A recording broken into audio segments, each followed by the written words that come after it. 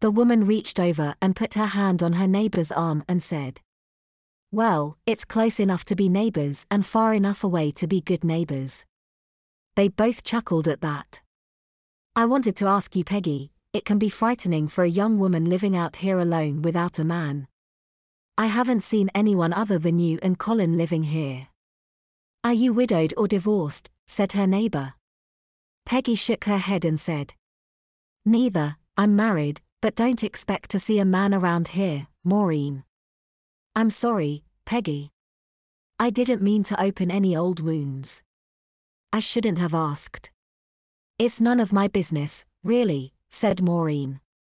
"No, it's okay. It's just that I don't want the story to get around.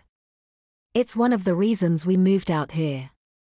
I'd rather not have everyone know about the private details of my life." She looked into Maureen's eyes and said, "I can tell you, I think. It seems like we've known each other all our lives. After what you told me about your ex-husband, I think you'd understand," said Peggy.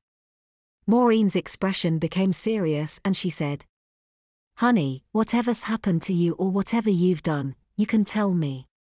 I can keep a secret. The hill country's full of people with secrets. You're not the only one." "Well," Peggy began, "it's a long story. I don't know if you have the time. It might take all morning."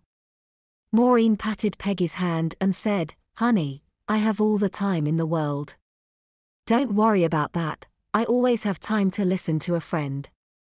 Peggy hesitated. "It's not that I think you would tell anyone.